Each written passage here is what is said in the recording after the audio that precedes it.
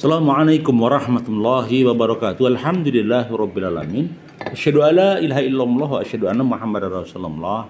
Allahumma shalli ala sayyidina Muhammad wa ala ali sayyidina Muhammad amma ba'du. Rabbi israh li sadri wa yassir li amri wahlul min lisani yafqahu qawli.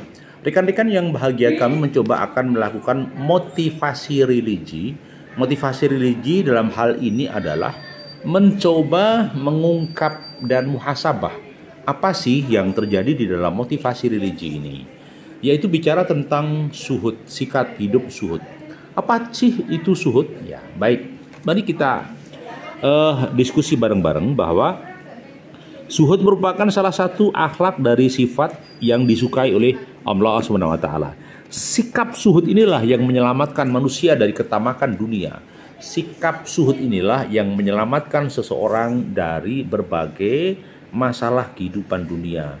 Maka dengan sikap suhud bisa dipastikan seseorang akan bisa menghadapi kefasikan dunia, akan paham menghadapi kecundasan dunia, akan bisa menghadapi tipuan dunia. Maka dengan zuhud seseorang akan lebih selamat. Itu catatan kami. Jadi yang berikutnya adalah ini benarkah suhud itu akan membuat seseorang menjadi disukai oleh Allah? Seperti disampaikan dalam buku Tasawuf Sosial yang pernah ditulis Kiai Haji Sahal Mahfud ya, yang luar biasa. Jadi pernah disampaikan bahwa Nabi Sulaiman dan Nabi Muhammad adalah pernah melakukan kebaikan suhud, yakni memberikan makan makanan lezat kepada orang lain, sedangkan keduanya hanya makan roti dan gandum. Artinya apa sih? Sikap suhud itu diteladani sebagai sikap yang tidak tamak dunia. Orang yang butuh dunia tetapi tidak tamak. Orang yang makan seperlunya, bicara secukupnya, untuk bertindak di dunia ini seperti tamu. Ya, kita bukan pemilik dunia, kita bukan penguasa dunia, tetapi kita menjadi tamu yang ada di dalam kehidupan dunia ini. Itu yang saya katakan suhud adalah kita bertindak sebagai tamunya Allah. Jadi ketika kita bertindak sebagai tamunya Allah, bisa dipastikan kita akan suhud begitu. Jadi zuhud itu pengertiannya adalah sebenarnya begini, ada mengalihkan kesenangan dari sesuatu kepada sesuatu yang lebih baik. Ada yang menafsirkan begitu. Sedangkan Imam Junaid mengatakan bahwa zuhud adalah menganggap kecil dunia dan menghapus pengaruhnya di dalam hati seseorang. Jadi dunia itu ada sih, tetapi jangan sampai dunia itu mempengaruhi hati kita sehingga hati kita menjadi cenang perenang, hati kita menjadi kalut, seakan-akan dunia ini mengkhawatirkan. Padahal dunia ini sebatas apa yang dimakan esok keluar. Dunia ini sebatas apa yang diminum esok keluar. Itu saja. Dunia itu akan menghasilkan limbah. Sedangkan hikmah itu menghasilkan cahaya hati. Kami ulang, dunia ini isinya itu menghasilkan limbah. Sedangkan esensi hati, esensi hikmahnya sampai ke hati menimbulkan ilmu hikmah begitu. Jadi bagaimana dengan Abu Sulaiman Al-Darani mengatakan bahwa zuhud adalah meninggalkan segala sesuatu yang menyibukkan seseorang dari ingat Allah. Ada yang mengatakan bahwa zuhud itu ketika kamu lupa Allah, ya sudah, berarti kita ini tidak zuhud. Jadi zuhud itu selalu ingat kepada Allah.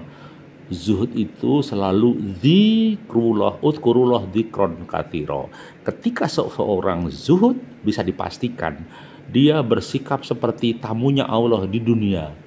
Dunia bukan tujuan, dunia bukan cita-cita, dunia bukan membuat mata kita silau dan terpesona, apalagi terperdaya.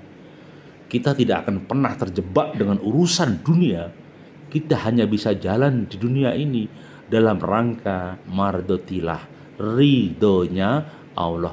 Dunia bukan tujuan. Ingat itu, dunia hanyalah sarana menuju hidup nan abadi di ukhrawi itu. Baik, ada yang berpendapat Imam Sufyan al-Thawri bahwa zuhud dunia adalah terbatasnya angan-angan, ya, terbatasnya angan-angan. Artinya apa toh? Zuhud di dunia adalah kesenangan hati dan badan dimanapun mencintai dunia memperpanjang kesusahan. Ada yang mengatakan begitu. Jadi orang yang panjang angan, terlalu banyak mimpi, ya menjadi masalah. Maka saya katakan, bila angan-angan dibatasi, maka membuat kita jadi zuhud. Jika keinginan yang lebih, yang hedon, yang berlebihan dibatasi, maka kita bebas dari zuhud. Ya, maksud kami bebas dari ketamakan dunia. Kita masuk kepada zuhud. Maka kita lebih kepada cinta keabadian. Saya katakan sumber bahagia itu zuhud, bukan tamak dunia. Selama hati manusia masih dipenuhi ketamaan, dia jauh dari bahagia. Kami ulang, bila seseorang dipenuhi dengan tamak dunia, maka dipastikan dia tidak akan pernah menikmati rasa bahagia dalam kehidupannya. Ingat itu.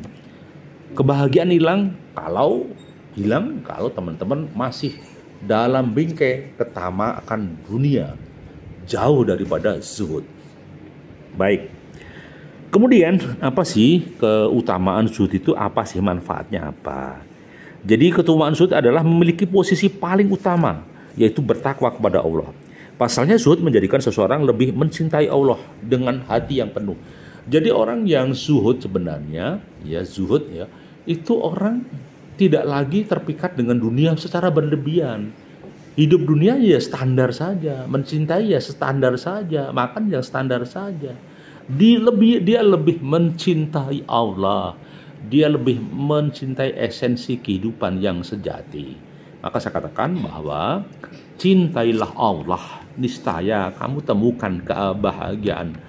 Selama kamu jauh dari Allah, jauh dari kebenaran yang hak, kamu menjadi patung-patung yang berjalan.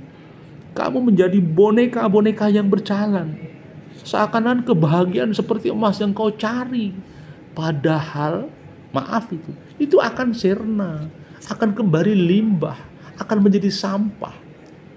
Sementara kesejatian itu ada di kolbu, di hati, ketenangan, kebahagiaan.